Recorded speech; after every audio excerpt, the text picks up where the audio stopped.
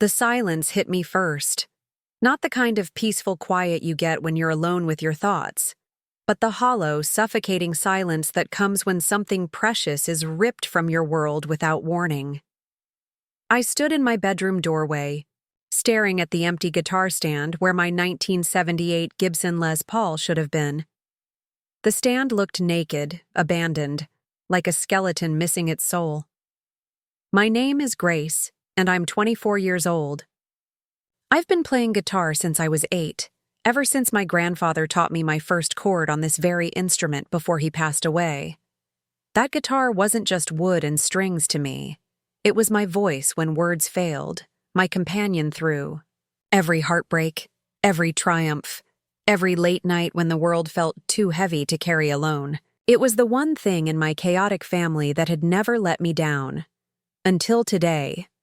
My hands shook as I called my brother Marcus for the third time, each ring echoing in my chest like a countdown to devastation. When he finally answered, his voice was thick with that familiar fog of whatever substance had claimed him this week. "Grace, hey, what's up?"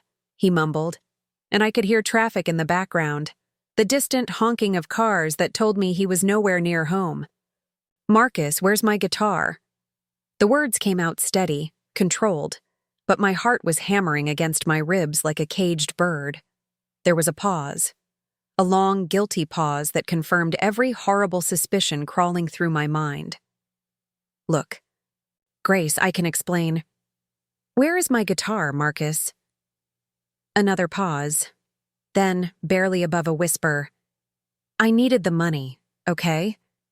I was sick, really sick, and I just needed to get well, and I knew you'd understand because you're my sister, and—" I hung up.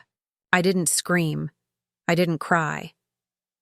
I just stood there in that terrible silence, watching dust particles dance in the afternoon sunlight that streamed through my bedroom window, the same sunlight that used to catch the beautiful amber finish of my grandfather's guitar and make it glow like liquid gold. My brother had stolen the most important thing in my life and sold it to feed his addiction. But what I didn't know yet was that this betrayal would lead me down a path that would change everything, not just for me, but for my entire family. Before we jump back in, tell us where you're tuning in from, and if this story touches you, make sure you're subscribed, because tomorrow I've saved something extra special for you. 20 minutes later, I was driving through downtown Phoenix with my hands gripping the steering wheel so tight my knuckles had gone white. Marcus had finally texted me the name of the pawn shop where he'd taken my guitar. Cash Palace Pawn on Roosevelt Row, sandwiched between a vintage clothing store and a tattoo parlor that looked like it had seen better decades. I'd been to pawn shops before, usually looking for vintage amplifiers or interesting instruments I could restore. But walking into Cash Palace felt different. This time, I wasn't browsing. I was on a rescue mission. The bell above the door chimed as I entered, and the smell hit me immediately. That distinctive pawn shop mixture of old leather, dust, and desperation. The walls were lined with guitars, violins, trumpets, and keyboards, all of them abandoned by people who'd run out of options. Behind the glass counter sat a Korean man in his 60s, wearing wire-rimmed glasses and a flannel shirt that had seen too many washing cycles. His name tag read, Mr. Kim. "Can I help you?" he asked, looking up from a ledger he'd been writing. "I'm looking for a guitar that was brought in recently. A 1978 Gibson Les Paul Standard, tobacco sunburst finish. My brother pawned it without my permission." Mr. Kim's expression softened, and he set down his pen. "You must be Grace." The fact that he knew my name caught me off guard. "How did you—" "Your brother mentioned you when he brought it in, said it belonged to his sister, the musician." He paused, studying my face. "He also said you'd probably come looking for it." I felt heat rising in my cheeks. "Then you know he had no right to sell it." "I figured as much." Mr. Kim stood up slowly, his joints creaking like old floorboards. That boy was shaking like a leaf, kept looking over his shoulder like someone was chasing him. And the way he talked about the guitar, like he was afraid of it, afraid of what it meant. People don't talk about their own instruments that way. He disappeared into the back room, and I heard the sound of cases being moved around. When he returned, he was carrying my grandfather's guitar case, the black leather worn smooth in places where my hands had gripped it thousands of times. "Here she is," Mr. Kim said, setting the case on the counter. "Beautiful instrument. Your grandfather had good taste." "How did you know it was my grandfather's?" "Your brother told me. Said his grandfather left it to his sister before he died. Said she was the only one in the family with any musical talent." Mr. Kim opened the case, revealing my guitar in all its amber glory. He also said he felt terrible about pawning it, but that he was desperate. I reached out and touched the strings, and for the first time since I'd discovered it missing, I felt like I could breathe again. "How much did he get for it?" $300. My heart sank. The guitar was worth at least $4,000, maybe more given its vintage and condition. Marcus had essentially stolen $4,000 from me and sold it for beer money. "I can pay you back," I said quickly. "I have the $300. I can pay you right now." Mr. Kim closed the case gently and pushed it toward me.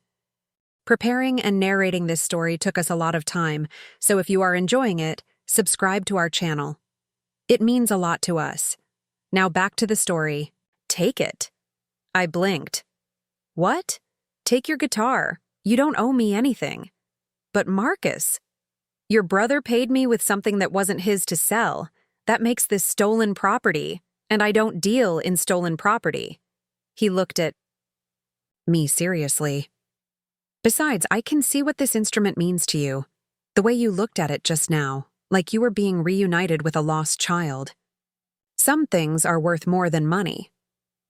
I stared at him, unable to process what was happening. "I don't understand. You're just giving it back?" "I'm returning stolen property to its rightful owner." He paused. "But I do have one condition." Here it comes, I thought. The catch.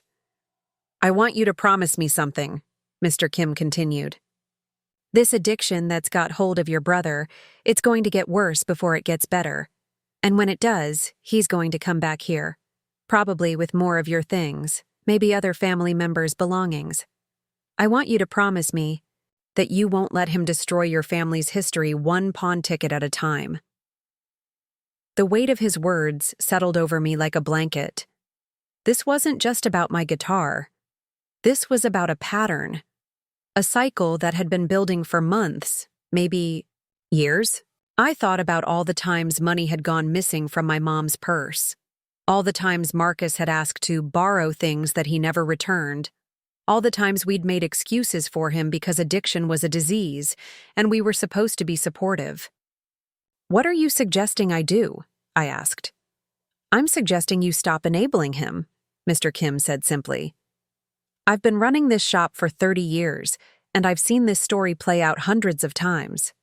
Families that keep bailing out addicts, keep making excuses, keep pretending that love alone is going to solve the problem. You know what happens to those families?" I shook my head. "They get destroyed piece by piece, one pawn ticket at a time. The addict takes everything that isn't nailed down, and the family keeps letting them because they're afraid that setting boundaries means they don't care. But caring sometimes means letting someone hit rock bottom so they have something solid to push off from when they're ready to climb back up." I picked up the guitar case, feeling its familiar weight in my hands. "He's my brother." "I know, and that's exactly why you need to stop letting him steal from you." As I walked back to my car, Mr. Kim's words echoed in my head. "Stop enabling him. Let him hit rock bottom. But how do you watch someone you love destroy themselves without trying to cushion their fall?" I sat in my car for a long time, the guitar case secured in the passenger seat like a sleeping passenger. I kept staring at my phone, at Marcus's contact information, knowing I should call him and tell him I'd gotten the guitar back. Part of me wanted to scream at him, to let him know how much he'd hurt me, how betrayed I felt. But another part of me, the part that remembered the little boy who used to sneak into my room during thunderstorms, wanted to tell him it was okay. That I forgave him, that we'd figure this out together like we always had. Instead, I did something I'd never done before. I blocked his number. Not permanently, I told myself. Just until I could figure out what to do next. Just until I could process what Mr. Kim had told me about enabling and boundaries and letting. People hit rock bottom. But as I drove home through the Phoenix afternoon traffic, watching the city blur past my windows, I realized that blocking Marcus's number was just the beginning. For the first time in my life, I was going to have to choose between protecting myself and protecting my brother, and I was terrified that I'd already made my choice. That night, I sat on my bed with my guitar in my lap, playing the first song my grandfather had taught me, a simple folk melody that sounded like coming home. My mom knocked on my door around 9 o'clock. "Grace, can I come in?" I looked up to see her standing in my doorway, her face etched with worry lines that seemed to have appeared overnight. She was still in her work clothes, navy blue scrubs. That marked her as one of the thousands of nurses who kept Phoenix's hospitals running. "Marcus called me," she said. "He's really upset. He said you blocked his number." I kept playing, letting the notes fill the space between us. "He stole my guitar, Mom. Grandpa's guitar. He said he was going to pay you back." "With what money?" I finally looked up at her. "He doesn't have a job. He got fired from the restaurant 3 weeks ago for showing up high. He doesn't have any money except what he steals from us." Mom sat down on the edge of my bed, and I could see how exhausted she was. She'd been fighting this battle with Marcus for 2 years now, ever since his prescription pain medication from a construction accident had turned into something darker and more desperate. "He's sick, Grace. Addiction is a disease." "I know it's a disease, Mom. But that doesn't mean I have to let him rob me blind while he figures out how to get better. He's your brother." There it was again. The family loyalty card, the one that had been played so many times it was worn thin around the edges. "He's your brother. He's family. We stick together. We don't give up on each other."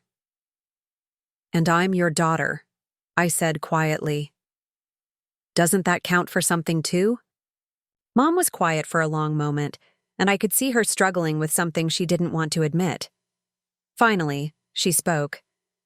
"He took my jewelry box last week, the one your father gave me for our anniversary, pawned my wedding ring, my grandmother's, earrings, everything." I stopped playing. "Mom, why didn't you tell me?" "Because I was ashamed." Tears started rolling down her cheeks. I was ashamed that I let it happen, ashamed that I didn't see it coming, ashamed that I keep making excuses for him when I should be protecting the rest of my family. I set the guitar aside and pulled my mom into a hug. She felt smaller than I remembered, more fragile, like the weight of Marcus's addiction was slowly crushing her from the inside out. "What did Dad say when he found out?" "Your father doesn't know yet. I've been trying to figure out how to tell him without him losing his mind and doing something we'll all regret." My dad, Robert, was a man of few words and strong principles. He'd worked construction for 25 years, building houses with his own hands, providing for his family through sheer determination and a work ethic that bordered on obsessive. The idea of someone stealing from his wife, especially his own son, would devastate him in ways that might never heal. "We have to tell him, Mom." "I know. I just don't know how." We sat there in silence for a while, two women trying to figure out how to save a family that was slowly being torn apart by addiction and enablement and the terrible arithmetic of love divided by damage. Finally, Mom stood up. "I'm glad you got your guitar back. Mr. Kim called me after you left his shop. He wanted to make sure you made it home safely with it." That surprised me. "He called you?" "He also wanted me to know what he told you. About enabling. About setting boundaries." She paused at the door. He said families like ours usually have two choices. We can save the addict, or we can save ourselves. But we can't do both. After she left, I lay awake for hours, staring at the ceiling and thinking about choices, about the difference between love and enablement, about the fact that my brother had stolen from my mother too, and probably my father, and probably other people we didn't even know about yet. I thought about Mr. Kim's words. Some things are worth more than money. But what happens when the person you love most is destroying everything that's worth more than money? As I finally drifted off to sleep, I made a decision that would change everything. I wasn't going to unblock Marcus's number. I wasn't going to forgive him and pretend this never happened. I wasn't going to enable him anymore. Instead, I was going to do something that felt both terrible and necessary. I was going to document everything he'd stolen, every lie he'd told, every time our family had covered for him or bailed him out or pretended his addiction wasn't destroying us. And then I was going to make sure he faced the consequences of his choices, even if it meant losing my brother to save my family. Even if it meant choosing myself over him for the first time in my life. 3 days after I got my guitar back, I started what I called my investigation. That sounds dramatic, but it felt necessary. I couldn't shake Mr. Kim's words about patterns and cycles, about families being destroyed one piece at a time. If Marcus had stolen from me and Mom, what else had he taken? Who else had he hurt? I began with my own room, going through everything with forensic precision. My vintage vinyl collection had been slowly depleting over the past 6 months, albums I thought I'd just misplaced. My good headphones, the Sennheiser ones I'd saved up for, were gone. A silver bracelet my grandmother had given me for my 18th birthday vanished. The expensive guitar picks I'd bought from a boutique music store in Nashville, nowhere to be found. Even my change jar, which used to hold about $40 in quarters and bills, had been mysteriously emptying itself. I wrote everything down, in a composition notebook, the kind I used to use for songwriting. Date discovered missing, approximate value, last time I remembered seeing it. The list grew longer than I'd expected, and each item felt like a small betrayal I'd somehow convinced myself to ignore. Then I moved to the common areas of our house. Dad's toolbox in the garage had been gradually losing its more expensive items. His cordless drill, gone. A set of specialty wrenches he'd inherited from his father, missing. Mom's kitchen had been similarly pillaged. Her good knife set, the one she'd received as a wedding gift, was down to just 3 knives from the original 8. Her stand mixer, which she used every Christmas to make cookies for the entire neighborhood, had disappeared sometime in February. The most heartbreaking discovery was in my parents' bedroom. Mom had mentioned her jewelry box, but when I looked more carefully, I realized the theft had been far more systematic than just one incident. Photo frames that used to hold silver-framed pictures of our family were now plastic. A watch collection that Dad had been building for 20 years was down to 2 cheap watches. Even their good bed sheets, the ones Mom had splurged on for their anniversary, had been replaced with discount store versions that didn't quite fit the mattress properly. Marcus hadn't just stolen a few valuable items. He'd been slowly stripping our house of everything that had worth, replacing some things with cheaper versions and hoping no one would notice. It was like living with a ghost who took a little piece of your life every time you weren't looking. I spent the next week calling pawn shops across Phoenix. There are more of them than you'd think, scattered through every neighborhood like small monuments to desperation. I described our belongings to bored clerks and sympathetic owners, asking if anyone remembered a tall, thin white guy with brown hair and nervous energy bringing in any of these items. The trail was longer than I'd imagined. Marcus had been making rounds for at least 8 months, hitting different shops so no single owner would recognize him as a frequent seller.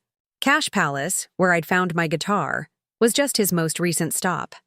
Before that, there was Southwest Pawn on Camelback Road, where the owner remembered him selling Dad's drill and a jewelry box that sounded exactly like Mom's. Then Quick Cash. On 7th Street, where a clerk recalled someone matching Marcus's description, trading a kitchen mixer for $80. I documented every conversation, every description, every detail I could gather. Some shop owners were helpful, others were suspicious of my questions. A few seemed genuinely sorry when I explained that the items had been stolen from family members. One older woman who ran a small shop near the airport actually offered to call me if Marcus ever came in again. But the most revealing conversation happened at a pawn shop called Desert Gold, tucked into a strip mall between a payday loan place and a bail bondsman. The owner, a weathered man named Tony who looked like he'd seen every kind of human desperation, recognized my description immediately. "Yeah, I remember that kid," Tony said, shaking his head. "Came in here maybe 6 times over the past few months. Always had something different. Always had a story. First time, he said he was moving and needed to get rid of stuff. Second time, it was college tuition money. Third time, medical bills." "What did he sell you?" "Tools mostly. Nice ones. Said they belonged to his dad who was downsizing." Tony pulled out a ledger and flipped through pages. Power drill, socket set, circular saw, some kind of specialty wrench set. Paid him maybe $400 total for everything. $400 for tools that were probably worth $1,500. Dad's entire workshop, sold piece by piece to feed Marcus's addiction. "The last time he came in, though, that was different," Tony continued. "Kid was shaking, sweating, kept looking at the door like someone was going to burst in. Brought in a watch collection, maybe 15 or 20 watches. Some of them were really nice, vintage pieces. Said his grandfather had died and left them to him." My stomach clenched. Dad's watches. The collection he'd been building since he was a teenager, adding a new piece every year for Christmas or his birthday. Watches from his wedding day, from his promotion to foreman, from the day each of his children was born. "How much did you give him for the watches?" $600. Should have been more, but the kid was so desperate I probably could have paid him half that and he would have taken it. Tony looked uncomfortable. "Listen, I've been in this business a long time, and I know an addict when I see one. That boy was sick, really sick. But I also know stolen goods when I see them, and those watches didn't belong to him." "How could you tell?" "A couple of things. First, he didn't know anything about them. Couldn't tell me the years or the models or even which ones were his favorites. Someone who inherits a watch collection usually has stories about the pieces, you know? Second, some of those watches were engraved. To Robert on our wedding day, and Dad, thanks for everything, love Grace and Marcus. You don't sell watches with your own kid's name engraved on them." The room felt like it was spinning. Marcus had sold watches that I had given Dad for Father's Day. Watches that represented decades of memories and milestones. And he'd done it while pretending they'd been left to him by a grandfather who was actually still alive and living in Tucson. "Do you still have them?" I asked, though I already knew the answer. "Sold most of them within a week. I've got maybe 3 left, the ones that were harder to move because of the engravings." Tony disappeared into the back room and returned with a small box. Inside were 2 watches I recognized immediately.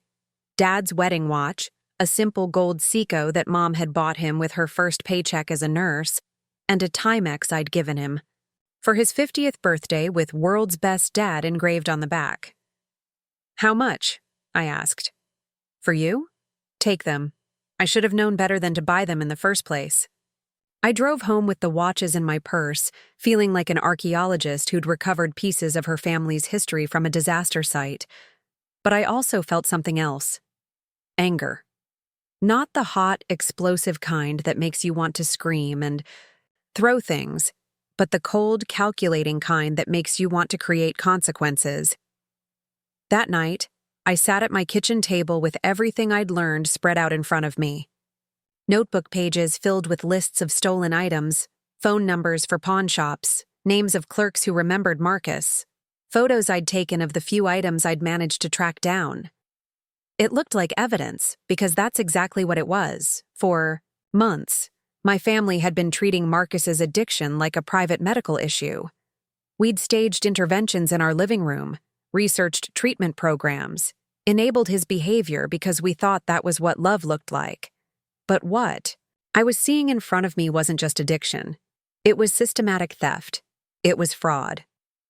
It was a crime spree that had been targeting the people who loved him most. I opened my laptop and started typing.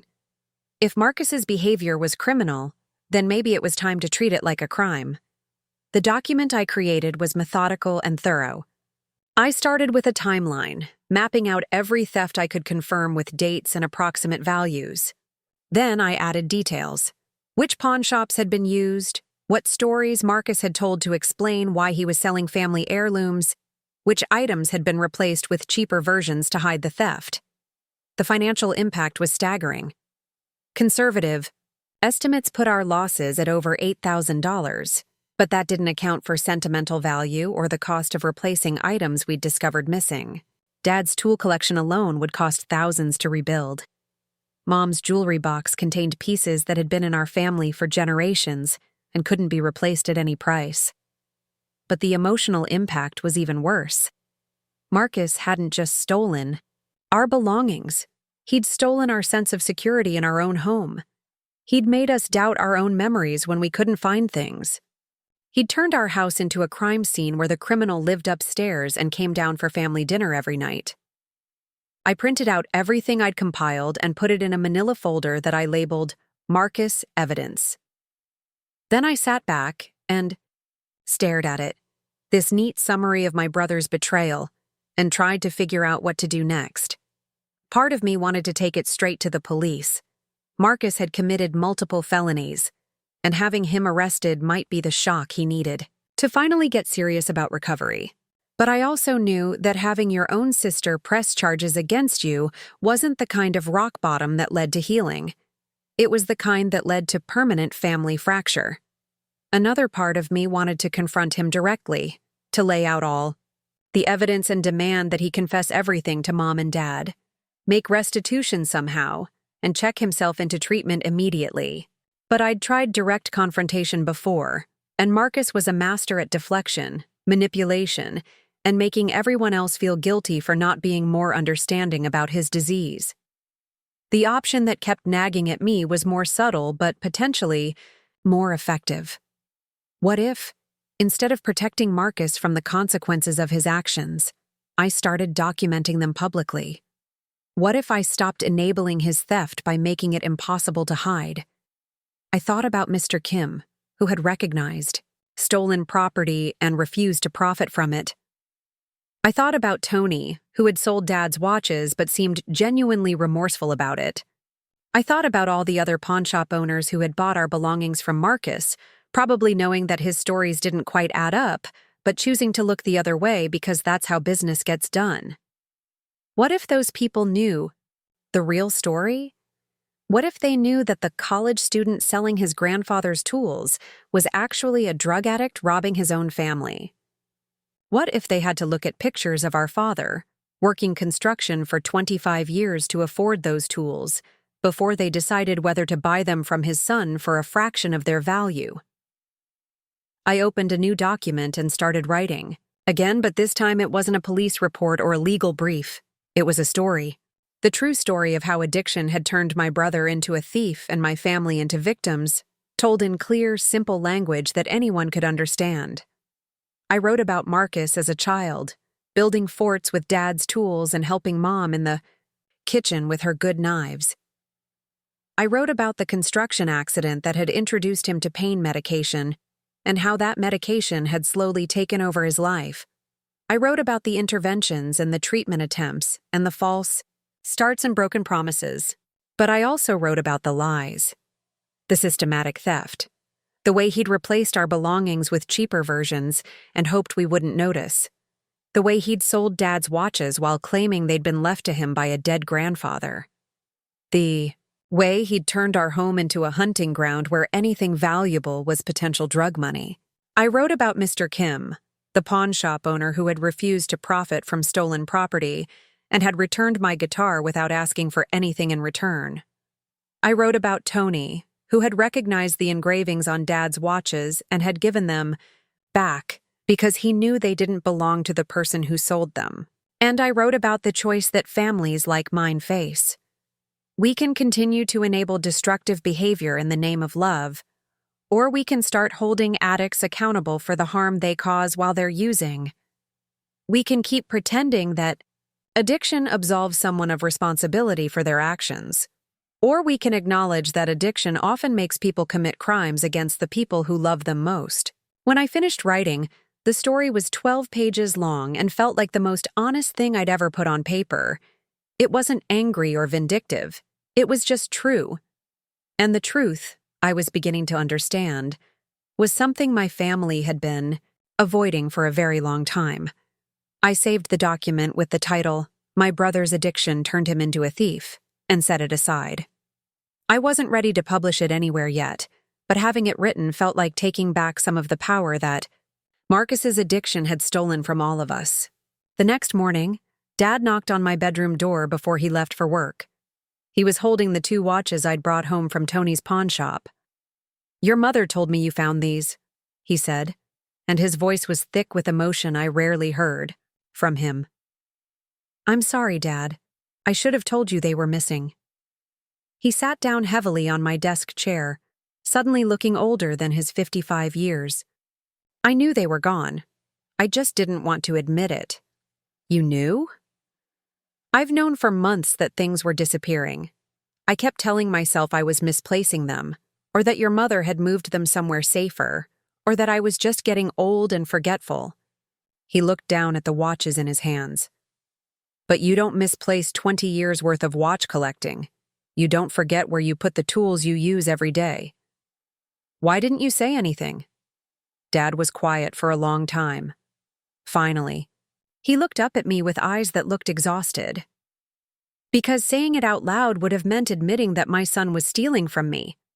And I wasn't ready to admit that the boy I taught to use those tools was selling them to buy drugs."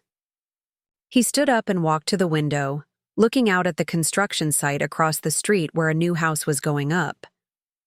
"You know what the hardest part is? It's not the missing tools or the stolen watches.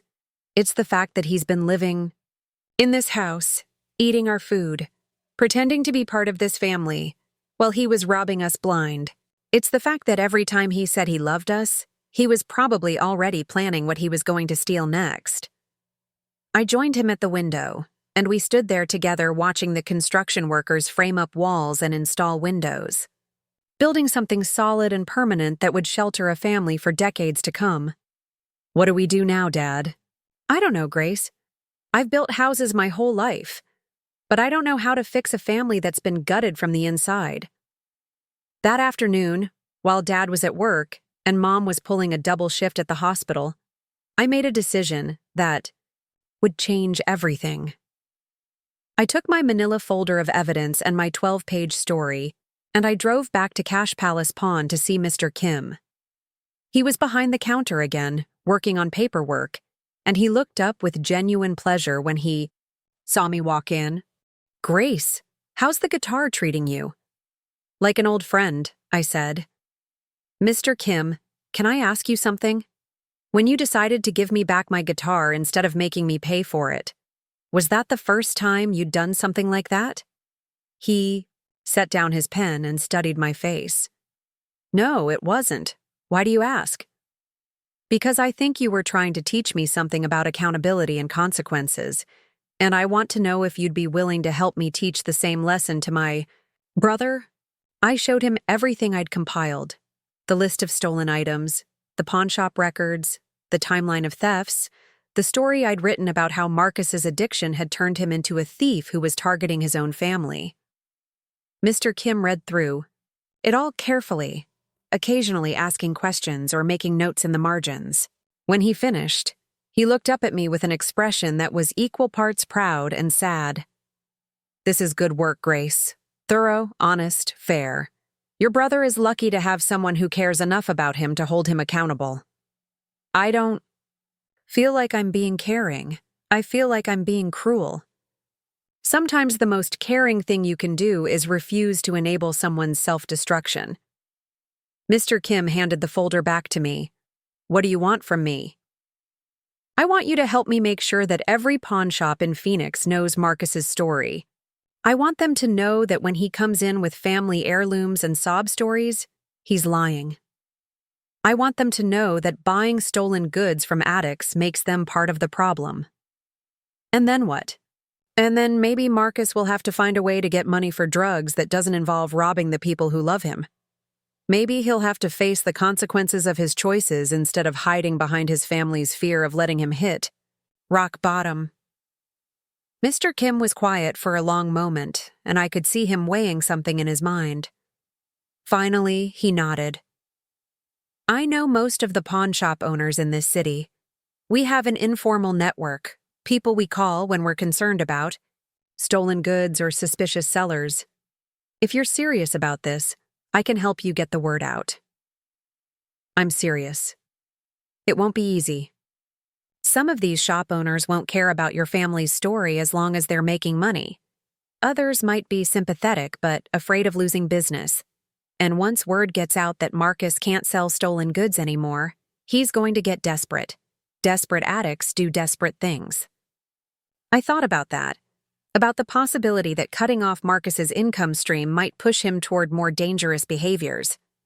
But I also thought about Dad's tired eyes and Mom's missing jewelry and the empty guitar stand in my bedroom. Mr. Kim, what happens to families who keep enabling addicts because they're afraid of what might happen if they stop? They get destroyed, he said simply. Maybe not all at once, but piece by piece, over time. The addict takes everything that isn't nailed down, and the family keeps giving it to them because they're afraid that saying no means they don't care. Then I don't really have a choice, do I? He smiled, and for the first time since this whole ordeal began, I felt like someone understood what I was trying to do. No, Grace, you don't have a choice. You have a responsibility. To yourself, to your parents, and even to Marcus. Because the longer you enable his addiction, the longer you're preventing him from hitting the bottom he needs to push off from. We spent the next 2 hours making phone calls to pawn shops across the city. Mr. Kim introduced me to owners and managers, explaining that I was trying to protect my family from ongoing theft.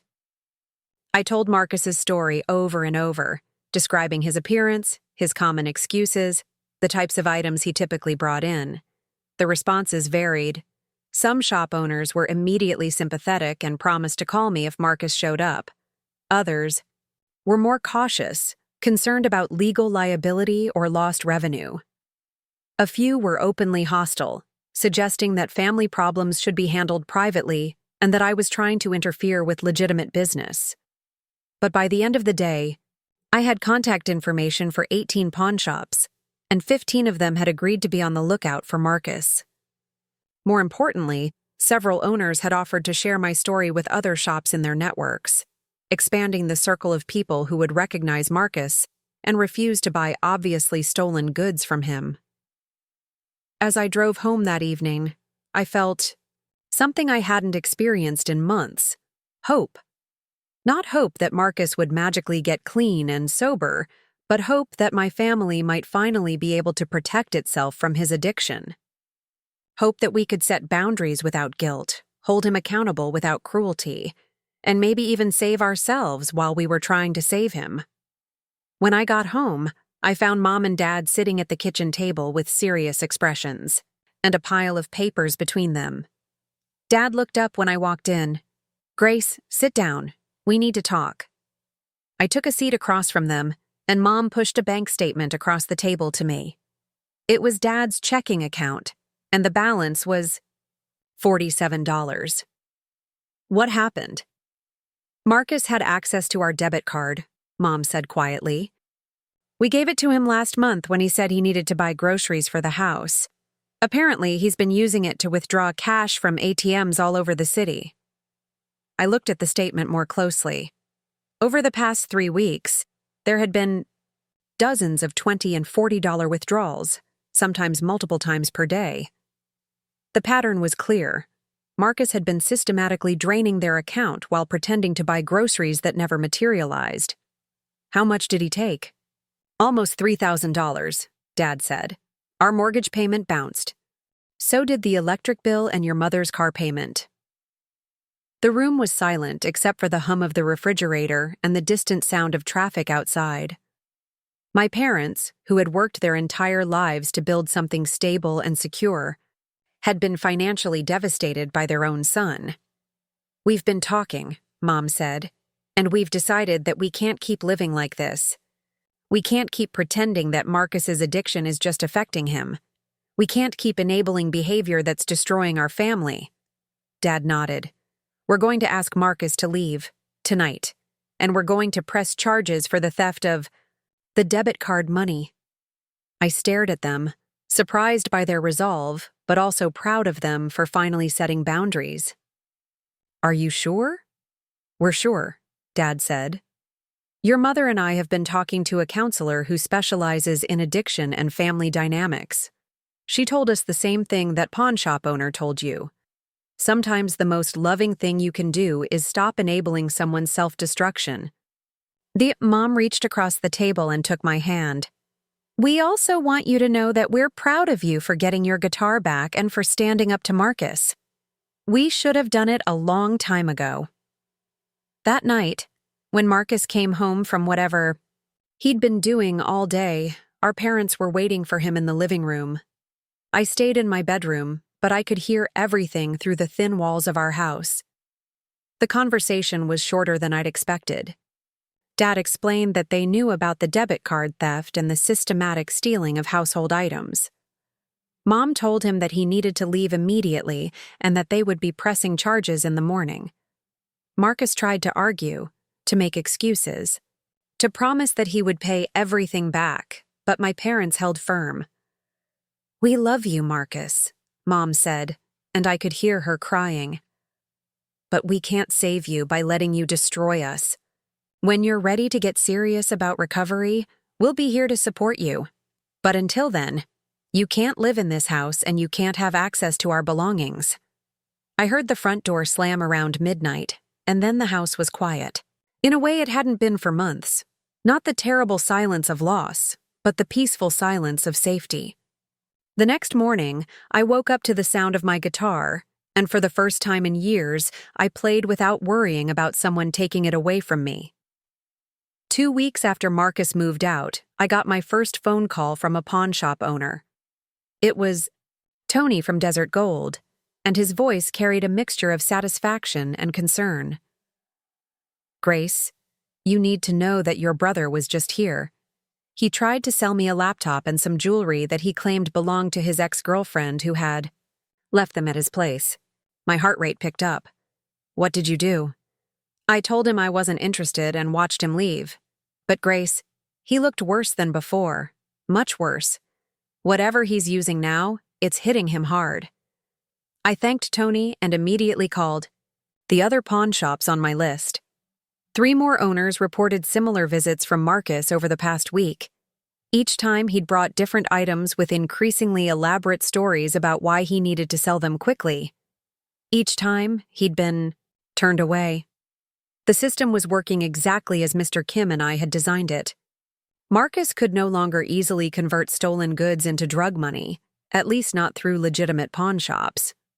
But Tony's observation about Marcus looking worse worried me. When an addict's usual income stream gets cut off, they don't typically get clean. They get more desperate. That concern became reality on a Thursday afternoon when my phone rang with a number I didn't recognize. When I answered, I heard a woman's shaky voice asking if I was Grace, Marcus's sister. My name is Sarah Chen, and I think your brother broke into my house. My blood turned cold. What happened? I live about 6 blocks from where your parents used to live. Yesterday, someone broke in through my back door while I was at work. They took my laptop, some jewelry, a couple of kitchen appliances, and cash I had hidden in my bedroom. My neighbor saw a tall, thin white guy leaving through my backyard around noon. Sarah explained that she'd filed a police report. but that the officer had mentioned receiving several similar reports in the same neighborhood over the past 2 weeks. All the break-ins had the same pattern: midday entries when homeowners were at work, selective theft of easily portable valuable items, and witnesses describing someone who matched Marcus's general appearance.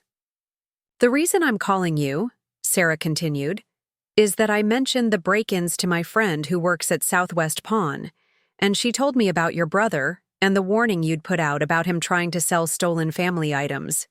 She thought, I should know that the person who robbed me might be escalating his behavior." After I hung up with Sarah, I sat in my car for a long time, feeling the weight of unintended consequences settling over me like a heavy blanket. By cutting off Marcus's access to pawn shops, had I pushed him toward breaking into strangers' homes?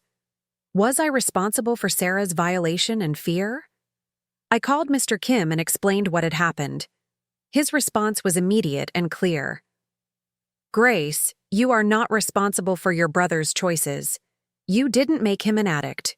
You didn't make him a thief, and you didn't make him escalate to burglary. You simply stopped enabling one particular method of theft.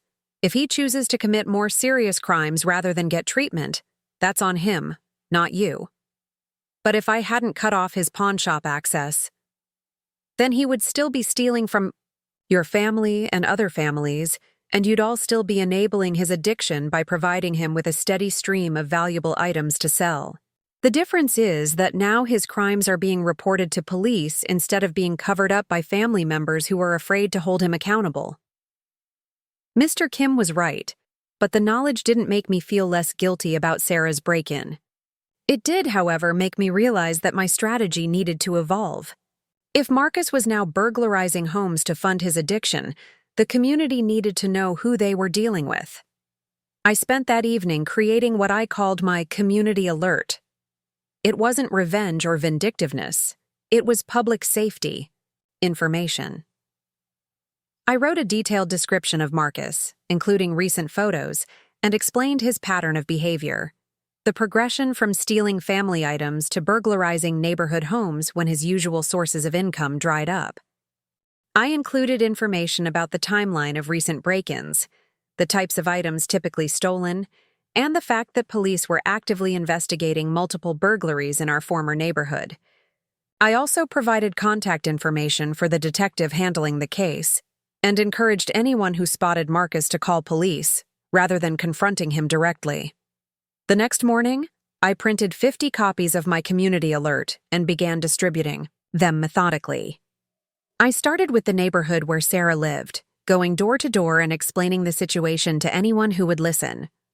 Most people were grateful for the information. Several mentioned that they'd heard about the recent break-ins and had been wondering if they were connected. Mrs. Rodriguez, who lived 2 houses down from Sarah, invited me in for coffee and told me she'd actually seen Marcus casing her house the previous week. I was working in my garden when this young man walked by very slowly, looking at all the houses like he was studying them. He walked past my house 3 times in 20 minutes, always looking at the windows and doors. Something about it felt wrong, but I didn't know what to do. "Did you call the police?" I thought about it, but what was I going to say? That someone was walking on a public sidewalk? I figured I was just being paranoid. She looked at Marcus's photo again. But this is definitely the same person. I'm sure of it. Mrs. Rodriguez agreed to call the detective handling the burglary cases and report what she'd witnessed. She also asked for extra copies of my alert to share with her book club, a group of 8 neighborhood women who met weekly and were very good at spreading information quickly through their social networks. By the end of the week, my community alert had reached most of the households in a 6-block radius around our old neighborhood.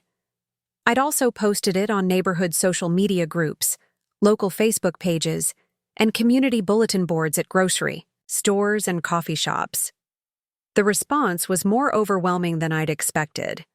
I received dozens of messages from people who had experienced similar situations with addicted family members, people who had been victims of burglary and were grateful to have information about a possible suspect, and community members who wanted to know how they could help protect their neighbors. But the most impactful response came from Detective Maria Santos, the officer investigating the recent break-ins. She called me on a Friday evening, just as I was getting home from work. "Grace, I wanted to thank you for the information you've been sharing about your brother.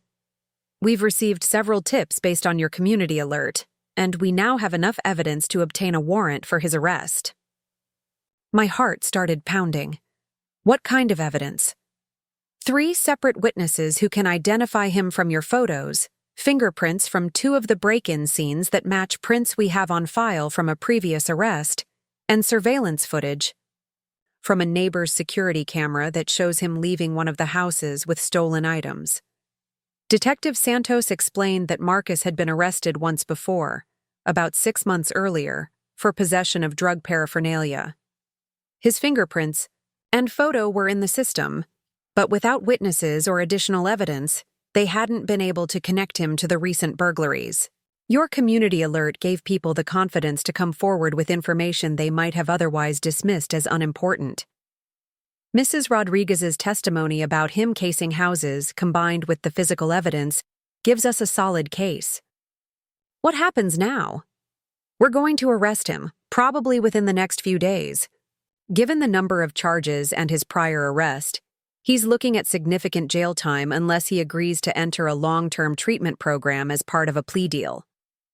After Detective Santos hung up, I sat in my kitchen with my guitar in my lap, playing soft, thoughtful melodies while I processed what was happening. In less than a month, I'd gone from being a victim of my brother's theft to being the person whose actions had led to his arrest. It felt surreal and necessary and heartbreaking. All at the same time, the arrest happened on a Tuesday morning. Marcus was caught trying to break into a house 3 blocks from where my parents lived, and he was carrying burglary tools and several items that matched descriptions from previous break-ins. Mom called me that afternoon, her voice hollow with exhaustion. "They arrested Marcus today. Detective Santos called to let us know. How are you doing with all this, Mom?" I'm sad and relieved and guilty all at once.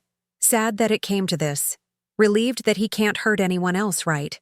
Now, and guilty that I feel relieved. She was quiet for a moment.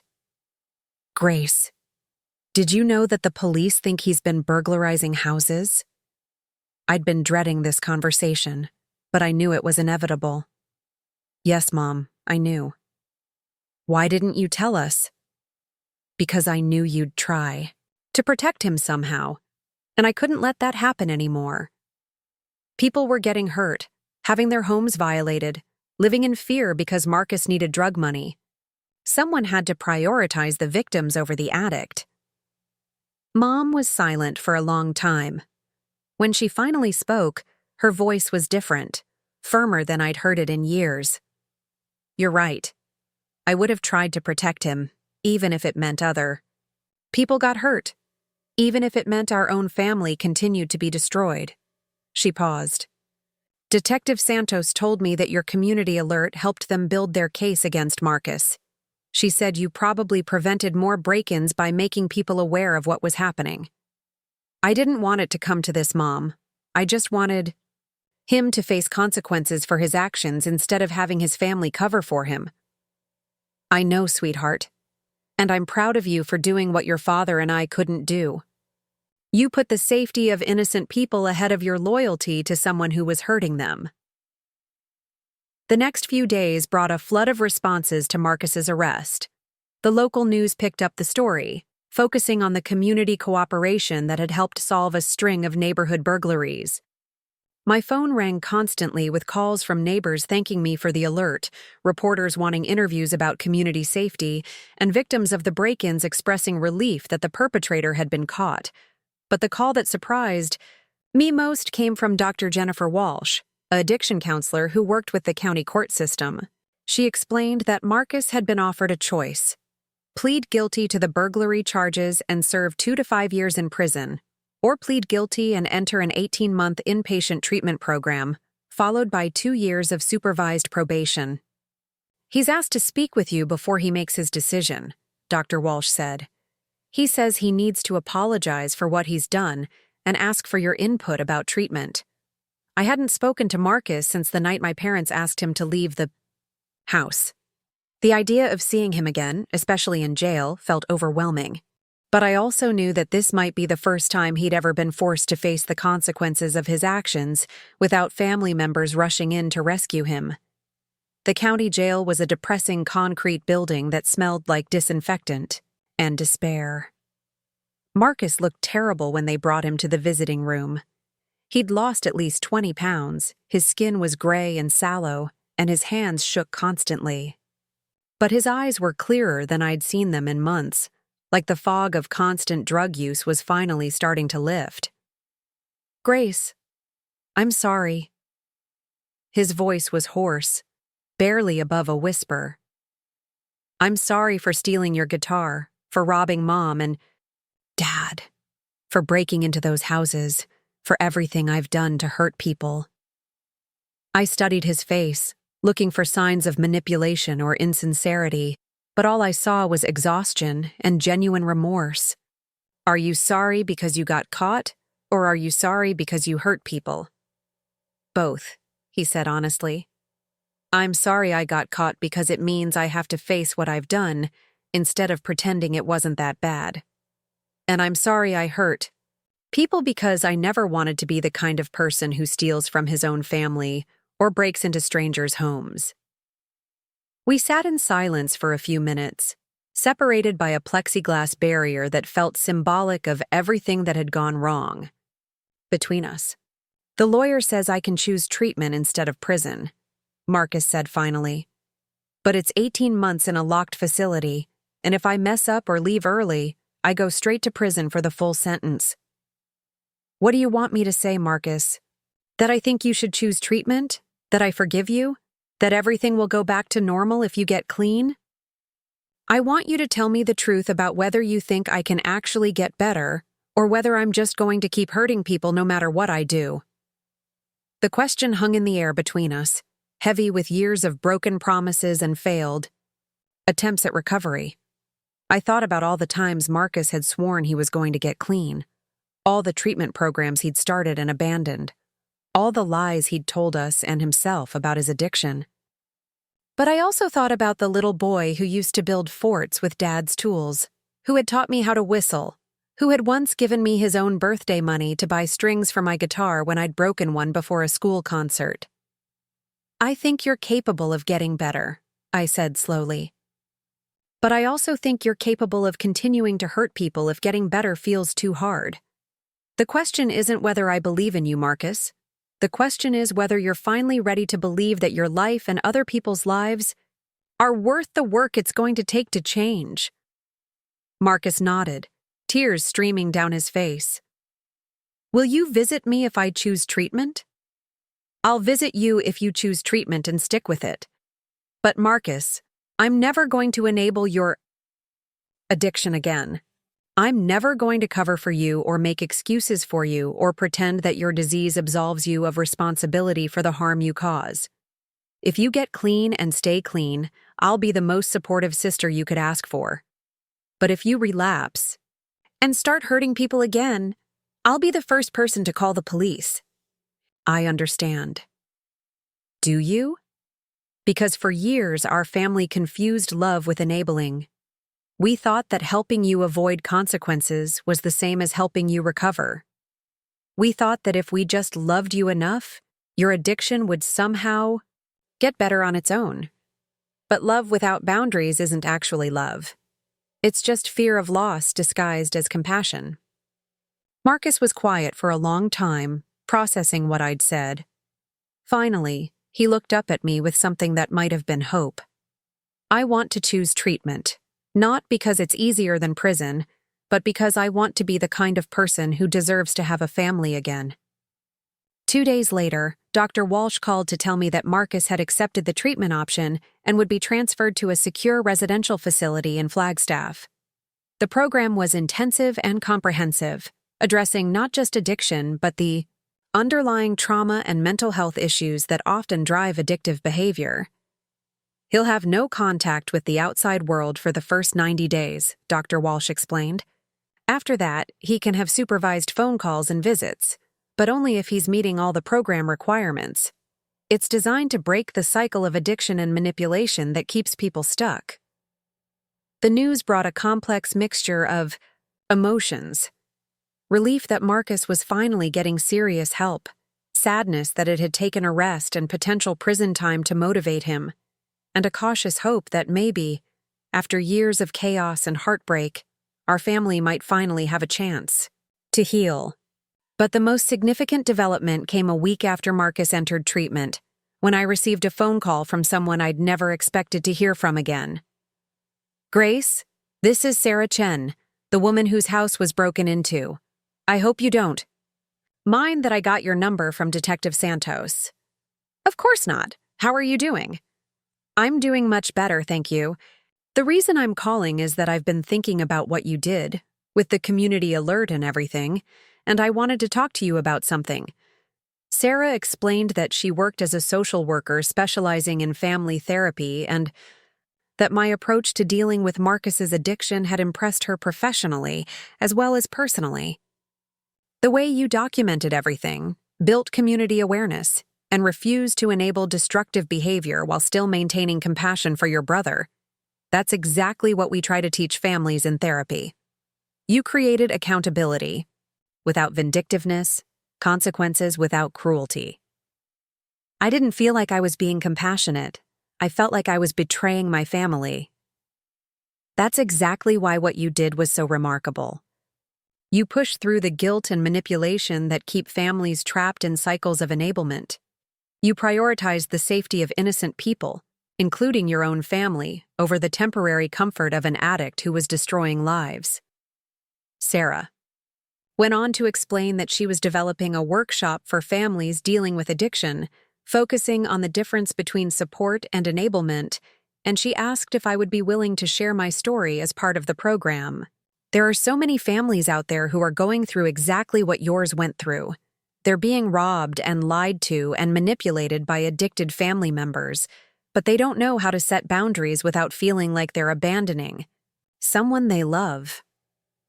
The idea of talking publicly about our family's struggle with Marcus's addiction felt both terrifying and necessary. For years, we'd treated his drug use like a shameful secret, something to be hidden and managed privately. But secrecy had enabled his progression from stealing pill money to burglarizing homes. What would you want me to talk about? The practical steps you took to protect your family and community, how you documented the theft, how you built awareness without being vindictive, how you chose accountability over enablement, but also the emotional journey of realizing that love sometimes means letting someone face the consequences of their choices. I told Sarah I'd think about it, but even as we were talking, I knew I was going to say yes. If my experience could help other families avoid the years of pain and destruction that mine had endured, then maybe something good could come from all the heartbreak. That night, I sat at my kitchen table with my guitar and played the song my grandfather had taught me all those years ago. It sounded different now, sadder but also stronger, like a melody that had survived a storm and emerged more beautiful for having been tested. 3 weeks later, I spoke at Sarah's workshop for the first time. The audience was about 30 people, mostly parents and siblings of addicts, all of them carrying the same mixture of love and exhaustion and guilt that I recognized from my own family's journey. I told them about finding my guitar missing, about discovering the systematic theft that had been happening in our home, about the choice between enabling Marcus's addiction and protecting ourselves from its destruction.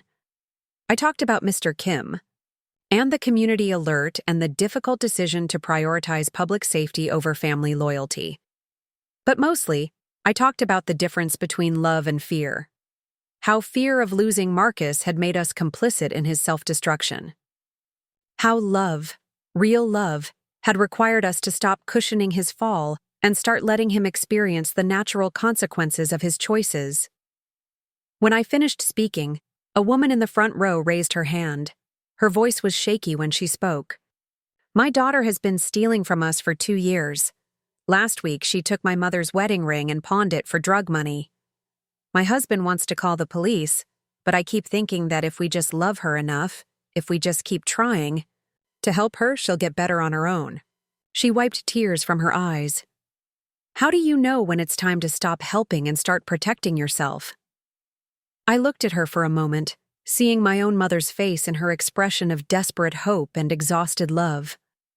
"You know it's time when helping them means hurting yourself or other innocent people. You know it's time when your love for them is enabling their destruction of themselves and others. You know it's time when you realize that the person you're trying to save is the same person who's destroying your family." The room was quiet for a long moment. Then the woman nodded, and I could see something shift in her expression, like a decision being made in real time. After the workshop, several people approached me with their own stories of addiction and family trauma. Each conversation reinforced what I was beginning to understand. Our family's experience with Marcus wasn't unique. All across the country, families were being destroyed by addiction and the well-meaning enablement that often accompanies it. But what was unique was the systematic approach I'd taken to documenting and addressing Marcus's theft. Most families either ignored the problem or exploded in dramatic confrontations that changed nothing. Very few took the methodical steps necessary to create real accountability and lasting change. As I drove home that night, I felt something I hadn't experienced in years: pride in my own actions. For the first time since Marcus's addiction had taken over our lives, I felt like I'd done something truly helpful, something that might actually make a difference. 6 weeks later, I received a letter from Marcus. It was the first communication I'd had from him since our conversation in the jail, and his handwriting was steadier than it had been in years. The letter was short but profound. He wrote about the treatment program, about finally understanding the difference between reasons and excuses, about taking responsibility for the pain he'd caused without blaming his addiction as if it were something that had happened to him rather than choices he had made. But the part that meant the most to me was the ending. "Grace, I know I can't undo the damage I've done, but I want you to know that I understand why you did what you did. You saved me by refusing to save me. You loved me by refusing to enable me. Thank you for caring enough about my life to let me hit bottom so I could finally start climbing back up." I read the letter 3 times, and then I picked up my guitar and played that old folk melody my grandfather had taught me. But this time, I added my own harmony, my own interpretation, my own hope for what the song might become. The phone call came at 3 a.m. on a Tuesday in November, 6 months after Marcus had entered the treatment facility in Flagstaff. I fumbled for my phone in the darkness, instantly alert with the kind of dread that comes when you're accustomed to crisis calls in the middle of the night. "Grace, this is Dr. Walsh. I'm sorry to call so late, but I wanted you to hear this from me before you heard it anywhere else. Marcus left the facility tonight." My heart sank. "What do you mean he left?" "He walked away during evening recreation time. The facility is secure, but it's not a prison. There are opportunities for patients to leave if they're determined enough, and Marcus apparently had been planning this for several days." I sat up in bed, turning on the light and trying to process what this meant. "So he goes to prison now?" "That was the agreement, yes. We'll have to notify the court that he violated the terms of his treatment program, and they'll issue a warrant for his arrest. He's looking at serving the full sentence now, probably 4 to 6 years. After Dr. Walsh hung up, I lay awake for hours, staring at the ceiling and trying to understand how I felt about Marcus throwing away his last chance at avoiding prison. Part of me was angry that he'd wasted an opportunity that most people in his situation never get. Part of me was sad that he apparently wasn't ready to commit to the hard work of recovery. But a larger part of me was relieved that he'd made the choice himself, that his return to destructive behavior couldn't be blamed on family members who had refused to enable him. The next morning brought a series of phone calls that made Marcus's situation much more complicated.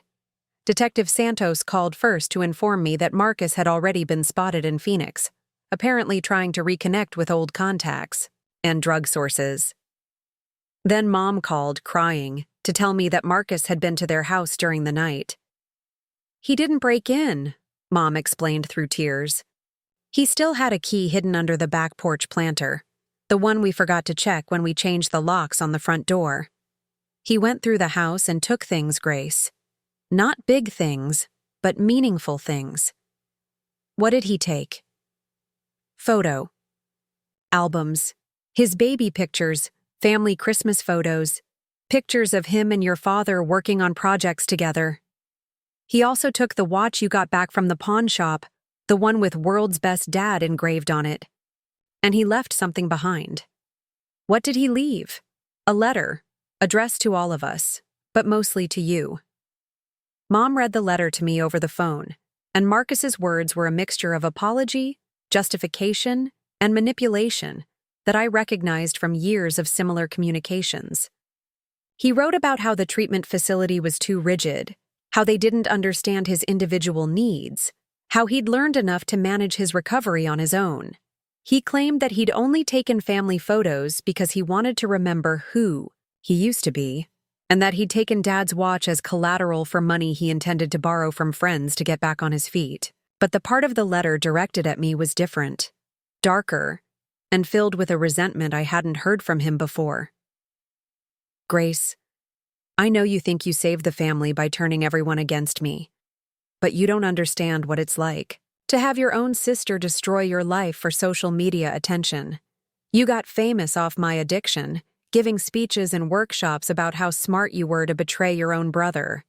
You turned my disease into your career, and now you get to feel good about yourself while I'm homeless and alone." Mom's voice was shaky as she read those words. "Grace, he's not right about you, is he? You didn't do what you did for attention or to hurt him, did you?" The accusation stung because it contained just enough truth to be painful. I had been speaking at workshops and support groups about our family's experience with Marcus's addiction. I had been writing articles for recovery websites about the importance of boundaries and accountability. And yes, some of those activities had led to opportunities I never would have had otherwise, including consulting work with treatment centers and invitations to speak at conferences. But Marcus's characterization of my motivations was both unfair and strategically manipulative. He was rewriting the history of our family's trauma to make himself the victim of my betrayal rather than the perpetrator of years of theft and deception. "Mom, I did what I did to protect our family and our community from ongoing theft and violence. The fact that sharing our story has helped other families doesn't make my motivations selfish. I know, sweetheart. I just needed to hear you say, it." But Marcus's letter had accomplished what it was probably designed to accomplish. It had planted seeds of doubt and guilt that would make his family more likely to help him when he inevitably asked for assistance. That afternoon, I received a call from Sarah Chen, the social worker whose house Marcus had burglarized and who had become a friend and professional collaborator over the past several months. "Grace, I just heard from Detective Santos that Marcus violated his treatment agreement. Are you okay?" "I'm disappointed but not surprised. He was never fully committed to the program, even when he chose it over prison." "There's something else you should know," Sarah said carefully. "Marcus has been calling treatment centers and family therapy practices around the city, telling them that his sister is giving workshops about addiction recovery without proper credentials or training. He's trying to discredit you professionally." The news hit me like a physical blow. Marcus wasn't just running from his treatment obligations. He was actively trying to sabotage the work I'd been doing to help other families. It was a level of vindictiveness that went beyond anything he'd done before, and it revealed how much he resented being held accountable for his actions. Has he been successful? Not so far. Most of the people he's called have asked for documentation of his claims, and when he can't provide any, they've dismissed his complaints. But Grace, you need to be prepared for this to escalate. He's angry in a way that goes beyond drug-seeking behavior. He blames you for his current situation, and he's looking for ways to hurt you. That evening, I drove to my parents' house, to assess the damage from Marcus's visit, and to discuss how we should handle his return to Phoenix.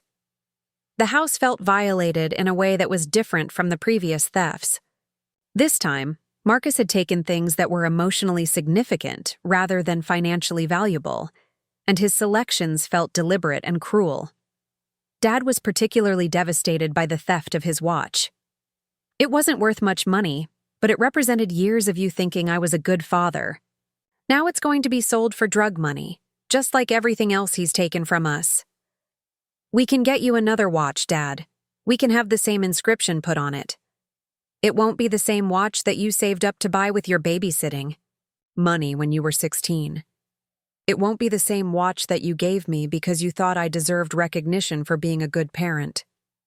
Dad looked older than his years, worn down by the endless cycle of Marcus's destruction and recovery, and destruction again. Maybe that's not what matters anymore, I said gently. Maybe what matters is that you are a good father, regardless of whether Marcus acknowledges it or whether he keeps the tokens of that recognition. That night, as I was getting ready to leave my parents' house, Marcus called.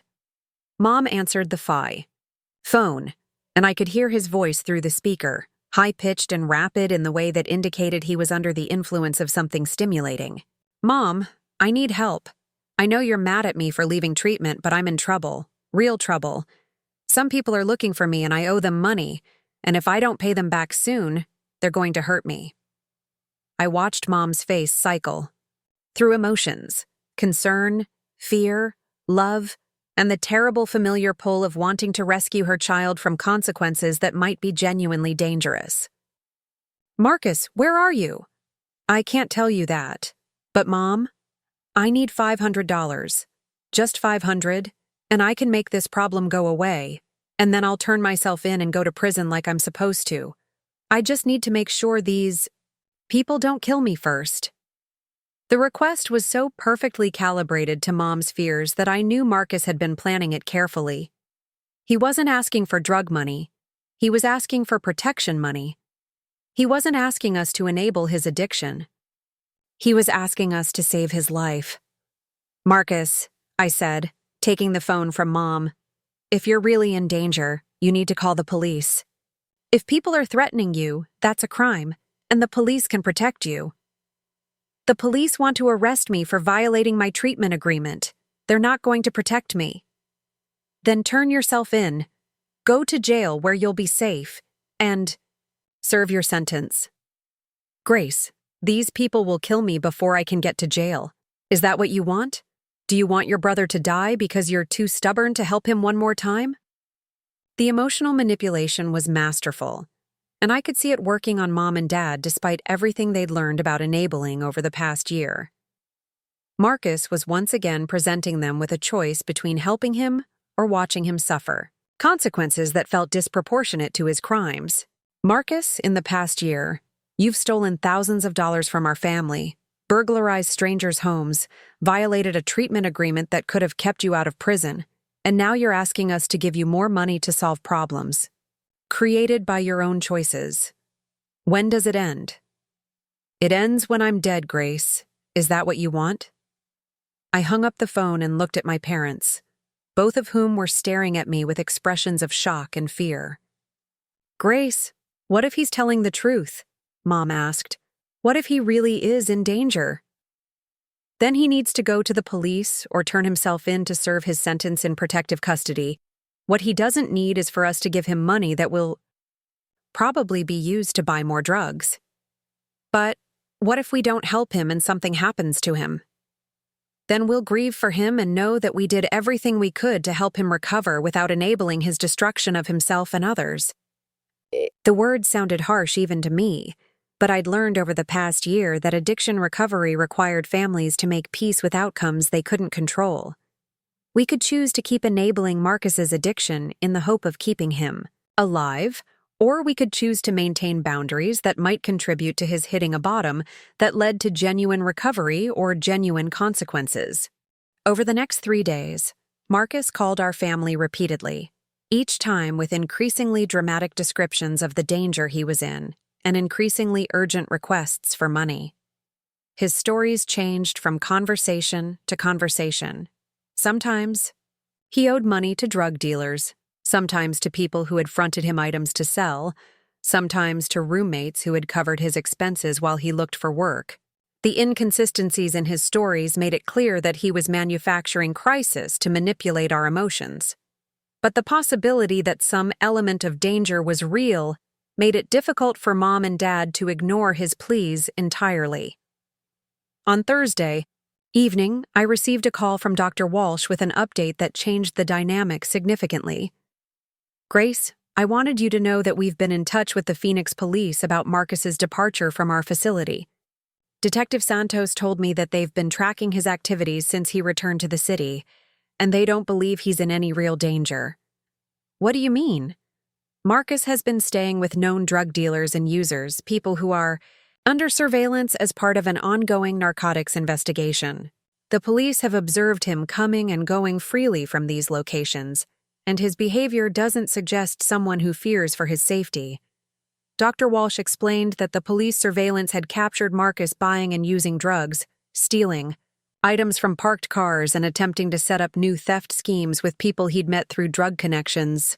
There was no evidence of him being threatened or pursued by dangerous people. Detective Santos thinks that Marcus is trying to manipulate his family into giving him money by claiming to be in danger. It's a common tactic among addicts who have burned through other sources of financial support. So the death threats are fake? Based on police observations, yes. Marcus is in the same kind of danger that any active drug user faces, but he's not being specifically targeted or threatened by anyone. I called my parents immediately and shared Dr. Walsh's information.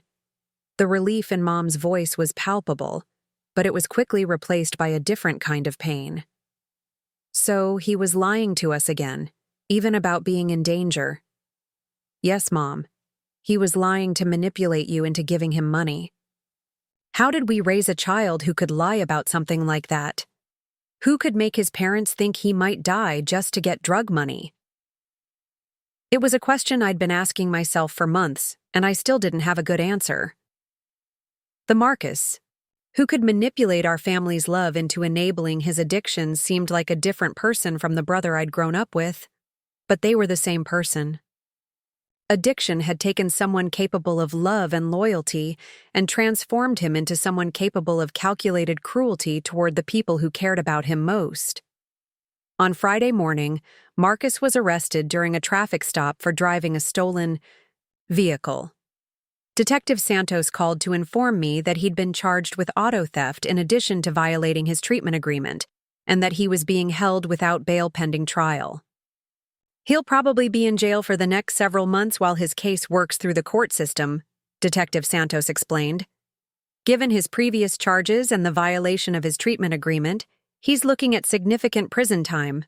I felt the same complex mixture of relief and sadness that had become familiar whenever Marcus faced consequences for his actions. Relief that he couldn't hurt anyone for a while. Sadness that his choices had led him so far from the person he used to be. But the most significant development came that weekend, when I received a call from someone I'd never expected to hear from. Marcus himself, calling from the county jail. "Grace, I know you probably don't want to talk to me, but I need to tell you something."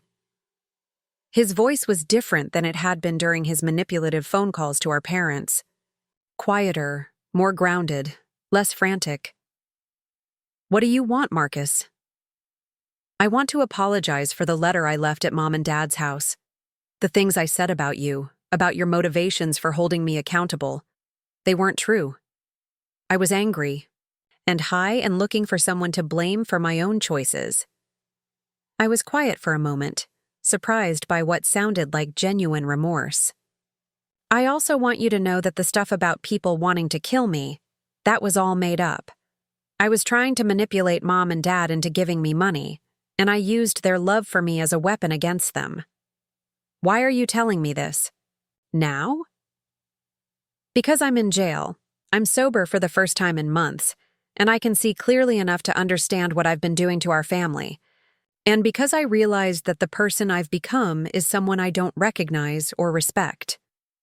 Marcus went on to explain that being arrested had actually been a relief. For the first time in months, he didn't have to worry about finding money for drugs or places to sleep or lies to tell people who cared about him. He was eating regular meals, sleeping through the night, and beginning to remember what it felt like to think clearly. I'm not asking you to forgive me or trust me, or even believe that I'm going to stay clean this time. I'm just asking you to know that I understand what you did and why you did it, and I'm grateful that someone in our family was strong enough to stop enabling my self-destruction. Marcus, I need you to understand something. If you get out of jail and start using again, I'm going to do the same things I did before. I'm going to document your behavior. I'm going to warn people who might be harmed by your actions, and I'm going to prioritize the safety of innocent people over your comfort or privacy. I know, and you should. Because the person I become, when I'm using drugs, isn't someone who deserves protection from consequences. We talked for 20 more minutes, and for brief moments, I heard echoes of the brother I'd grown up with. The person who was thoughtful and funny and capable of genuine insight. But I'd heard similar things from Marcus before, during other periods of forced sobriety. And I knew that good intentions and clear thinking were fragile things that disappeared quickly when drugs became available again. When I hung up, I felt hopeful, but cautious. Marcus sounded more genuinely remorseful than he had in years, but I'd learned not to confuse temporary sobriety with lasting recovery. The real test would come when he was released from jail and had to make choices about how to live his life without external constraints. 2 weeks later, I received a letter from Marcus that was longer and more thoughtful than any communication I'd received from him since his addiction had become serious. He wrote about his time in jail, about the clarity that came from being forced to live without drugs, about his growing understanding of the damage he'd done to our family and community. But the part of the letter that meant the most to me was his acknowledgement of what my actions had accomplished. Grace, I used to think that you had betrayed me by refusing to enable my addiction, but I can see now that you were the only person in our family who was actually trying to help me. Mom and Dad's love was real, but it was also the kind of love that was slowly killing me. Your love was tougher and more honest, and it was the only thing that could have forced me to face the reality of what I was doing to myself and others. He wrote about watching other inmates receive visits and money from family members who were unknowingly funding continued drug use after release, and about recognizing that those families' kindness was actually cruelty disguised as compassion. I know I can't undo the damage I've done, and I know that trust has to be earned back through years of consistent behavior rather than through promises and apologies. But I want you to know that if I ever do get my life together, it will be because you cared enough about me to let me experience the consequences of my choices. The letter was encouraging, but I remained cautious. Marcus had written similar letters from jail before, during previous periods of forced sobriety, and the insights he gained while incarcerated rarely survived his return to the outside world. More importantly, I'd learned that my well-being and my family's safety couldn't depend on Marcus's recovery. Whether he got clean or continued using, whether he stayed out of trouble or returned to crime, we had to be prepared to protect ourselves from his addiction's destructive power. That realization led me to make a decision that felt both necessary and final. I was going to move forward with my life and my work helping other families affected by addiction, regardless of what Marcus chose to do with his. I was going to stop, waiting for his recovery to give me permission to be happy, and I was going to stop measuring my own success by his failures or achievements. 3 months later, I received news that Marcus had been sentenced to 3 years in prison for the auto theft and violation of his treatment agreement. The sentence was shorter than it could have been because he had pleaded guilty and expressed genuine remorse, but it was long enough to give our family time to continue healing without the constant threat of his addiction disrupting our lives. As I read the email from Detective Santos about Marcus's sentencing, I felt something I hadn't experienced in years: peace. Not because my brother was suffering, but because our family was finally safe from the chaos and trauma that his addiction had brought into our lives. I picked up my guitar and played the folk melody my grandfather had taught me so many years ago, and for the first time since this whole ordeal began, the music sounded like healing instead of heartbreak. 18 months after Marcus began serving his prison sentence, I stood on the stage of the Phoenix Convention Center, looking out at an audience of nearly 800 people who had come to hear about addiction, family boundaries, and the difference between love and enablement.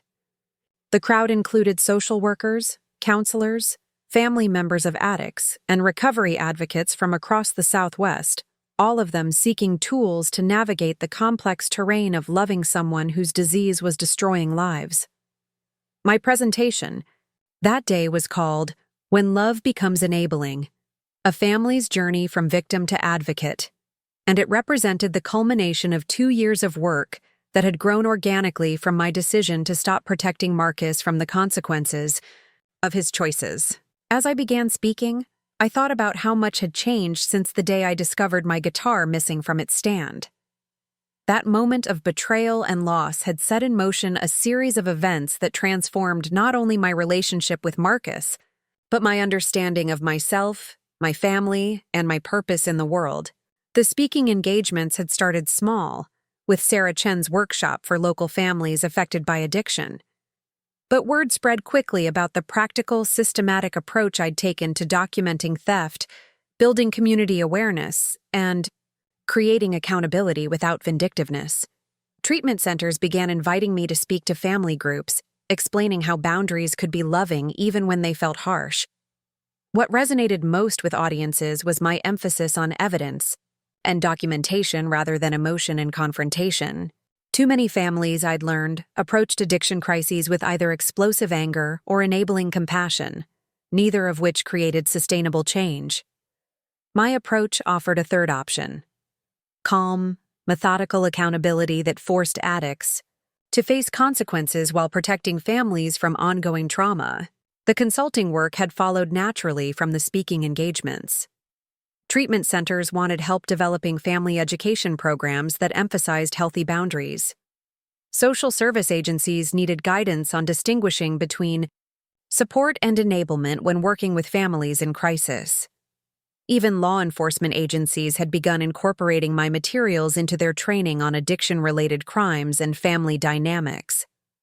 But the most meaningful development had been the support group I'd started for siblings of addicts. We met weekly at a community center near downtown Phoenix, and our membership had grown to over 40 people who were navigating the unique challenges of loving someone whose addiction was destroying their family. Siblings faced different pressures than parents or spouses of addicts. We were expected to be loyal to our brothers and sisters while also protecting ourselves from their destructive behavior. We often felt guilty for setting boundaries, or felt responsible for rescuing family members who were determined to self-destruct.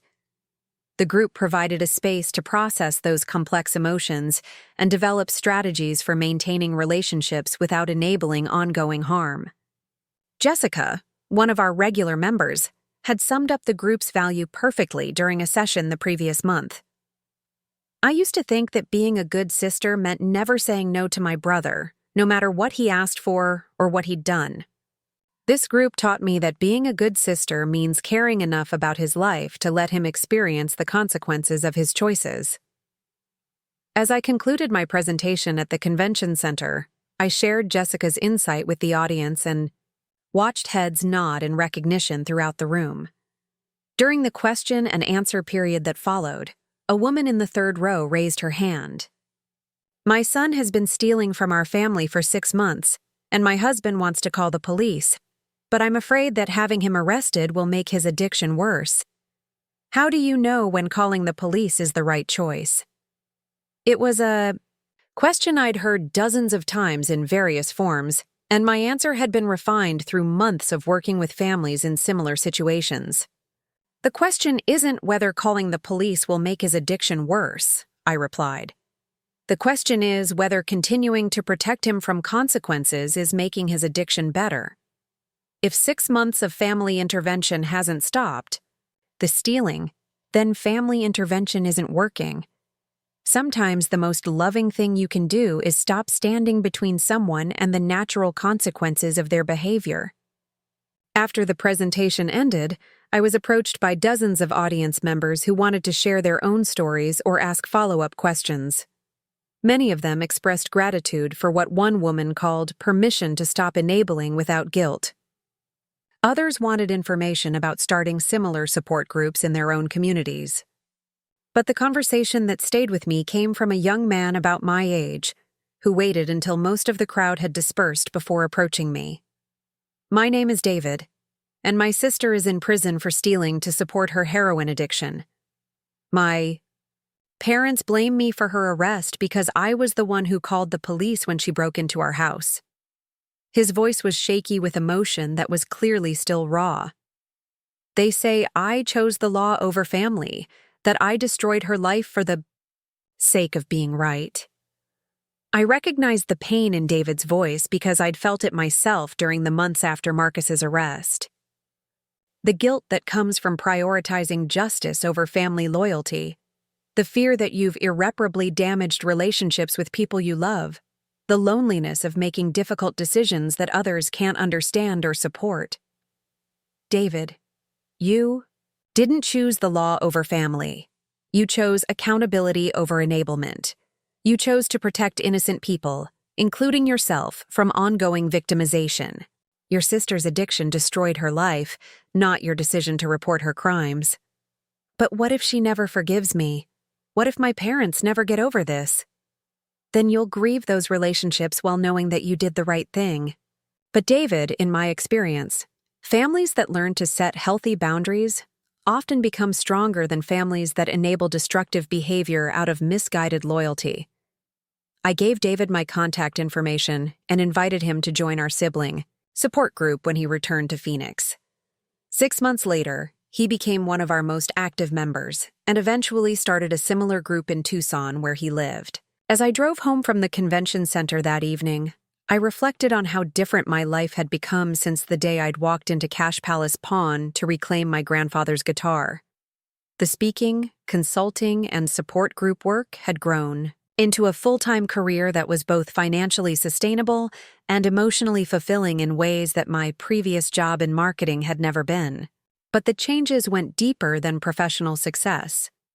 I'd discovered a sense of purpose that came from helping other people navigate crises similar to the one that had nearly destroyed my family.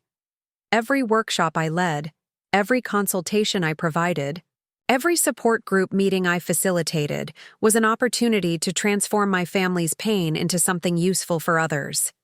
More importantly, I'd learned to live without the constant anxiety that had characterized my relationship with Marcus. For years, I no longer checked my phone obsessively for crisis calls, no longer worried about what valuable items might disappear from my house, no longer felt responsible for managing the chaos that Marcus's addiction created wherever he went. The peace I'd found wasn't dependent on Marcus's recovery or imprisonment or anything else outside my control. It was the peace that comes from knowing you've acted with integrity, protected innocent people from harm, and refused to enable destructive behavior regardless of the social or emotional pressure to do otherwise. That peace was tested 6 months later when I received a call from the Arizona Department of Corrections informing me that Marcus was eligible for early release and had requested to add me to his approved contact list. He's been participating in all available programming, including addiction counseling and job training, the caseworker explained. His behavior has been exemplary, and he's expressing genuine remorse for his crimes. The parole board is considering early release contingent on him having a stable support system. The news brought a familiar mixture of hope and caution. Marcus had sounded genuinely remorseful during our last few conversations, and his letters from prison had shown increasing insight into the damage his addiction had caused. But I'd learned not to confuse good intentions with lasting change, especially when those intentions hadn't been tested by access to drugs and freedom of movement. I agreed to speak with Marcus about his release plans, but I made it clear to the caseworker that my support would be conditional on his continued sobriety and respect for the boundaries our family had established. The phone call with Marcus took place on a Thursday evening, and his voice carried a maturity and stability I hadn't heard from him in years. "Grace, I know I don't have any right to ask for your help or trust after everything I've done, but I want you to know that prison has been the best thing that ever happened to me." "What do you mean?" "I mean that being forced to live without drugs for 2.5 years has given me the chance to remember who I am underneath the addiction. I've been clean long enough to understand the difference between getting sober because I had to and getting sober because I want to." Marcus explained that he'd been working with a counselor who specialized in addiction and had helped him understand the thought patterns and emotional triggers that had driven his drug use. He'd also been participating in a vocational training program and had earned certifications in electrical work that would allow him to find legitimate employment after release. "I'm not asking to move back home or for anyone to trust me immediately," he continued. "I'm just asking for the chance to prove that I've learned from my mistakes and that I can be the kind of person who deserves to have a family again. Marcus, I need you to understand that things can't go back to the way they were before your addiction got serious. Too much has happened. Too many boundaries have been crossed for us to pretend that your using years didn't fundamentally change our relationships. I understand that. I'm not looking to reclaim the past. I'm looking to build something new, something based on honesty and accountability instead of manipulation and enablement." We talked for 45 minutes, and by the end of the conversation, I felt cautiously optimistic about Marcus's mindset and preparation for release. But I also knew that the real test would come when he was faced with stress, loneliness, and access to drugs outside the controlled environment of prison. 3 weeks later, Marcus was released to a halfway house in Phoenix, where he would live under supervision for 6 months while transitioning back to independent living. The conditions of his parole included regular drug testing, mandatory counseling, steady employment, and no contact with known drug users or dealers. I attended his first family therapy session along with Mom and Dad, and the conversation was both healing and heartbreaking. Marcus took full responsibility for the theft, lies, and manipulation that had characterized his active addiction. He acknowledged the trauma his behavior had caused and expressed genuine understanding of why our family had needed to set boundaries and involve law enforcement. But he also shared insights about our family dynamics that were difficult to hear. He talked about how our well-meaning attempts to help him had actually enabled his addiction by providing him with resources and emotional support that made continued drug use more sustainable. I knew that no matter what I did, no matter how much I stole or lied or hurt people, my family would always be there to catch me when I fell, Marcus said. And knowing that made it easier to keep falling, because I never had to worry about hitting bottom hard enough to motivate change. The family therapist helped us process these insights and develop new patterns of interaction that would support Marcus's recovery while protecting our family from future trauma. The key principle was what she called loving detachment, caring about Marcus's well-being while refusing to take responsibility for managing his choices or cushioning him from consequences. 6 months into Marcus's parole, I felt confident enough in his progress to invite him to attend one of my support group meetings as a guest speaker. The topic was addiction from the inside, understanding the mindset of active users, and Marcus's perspective as someone who had progressed from prescription pills to burglary was valuable for family members trying to understand their loved one's behavior. Marcus's presentation was honest, insightful, and unflinchingly accountable. He talked about the cognitive distortions that had allowed him to justify stealing from people who loved him, the way addiction had gradually eroded his moral compass, and the elaborate mental gymnastics he'd performed to avoid taking responsibility for his actions. But the part of his presentation that resonated most with the audience was his explanation of how family enablement had actually prolonged his addiction.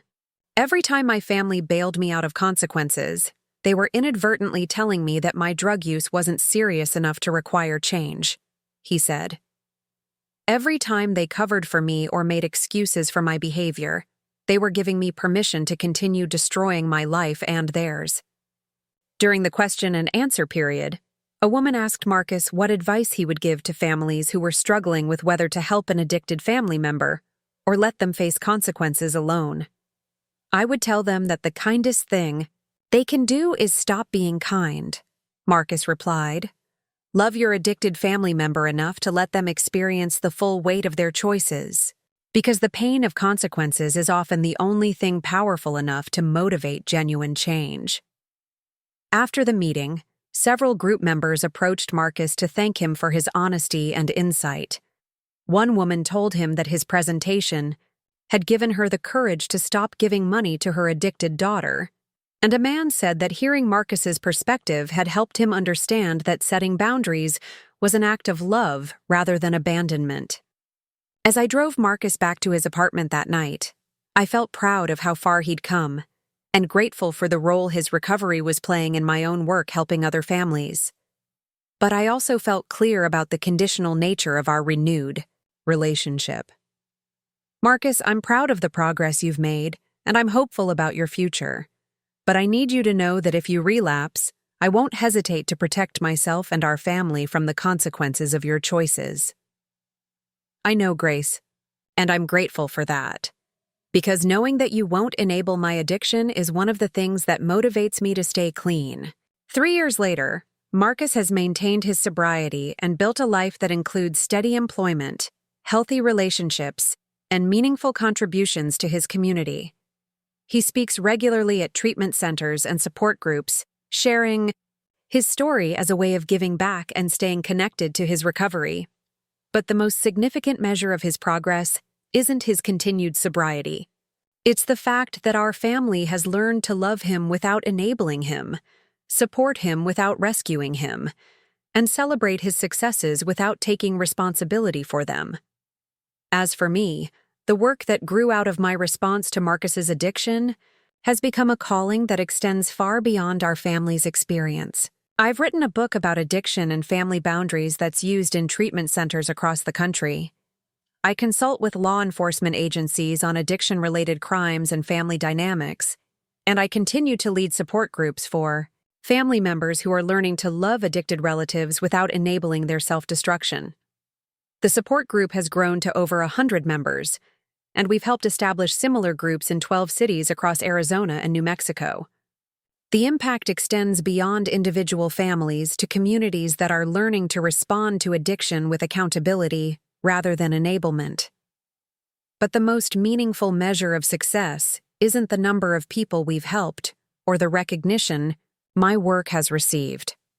It's the fact that I can play my grandfather's guitar without thinking about the day it was stolen, that I can trust the people I love without constantly monitoring their behavior, and that I've learned to find peace in relationships that are built on honesty rather than fear. Last month, I received a letter from a woman in Colorado whose daughter had been stealing from the family to support a methamphetamine addiction. The woman had attended one of my workshops and had implemented the documentation and boundary setting strategies I'd shared. "Your presentation gave me permission to stop feeling guilty about protecting myself from my daughter's addiction," she wrote. "I documented her theft, worked with local pawn shops to prevent her from selling our belongings, and eventually had her arrested when she broke into our home. She's now in treatment, and for the first time in 3 years, our family feels safe in our own house." The letter was one of hundreds I've received from families who found the courage to stop enabling destructive behavior and start prioritizing the safety of innocent people over the comfort of addicts. Each story represents lives saved, relationships healed, and communities protected from the ripple effects of addiction-driven crime. As I finished reading the letter, I picked up my guitar and played the folk melody my grandfather had taught me so many years ago. But this time, I added something new. A harmony line that represented hope, healing, and the beautiful music that emerges when people find the courage to choose love over fear, accountability over enablement, and truth over comfortable lies. The melody now sounds complete in a way it never did before, like a song that was always meant to be sung by someone who had learned that the most profound act of love is sometimes letting go, that the deepest compassion often requires saying no, And that saving yourself can be the first step toward saving everyone else. Up next, you've got 2 more standout stories right on your screen. If this one hit the mark, you won't want to pass these up. Just click and check them out.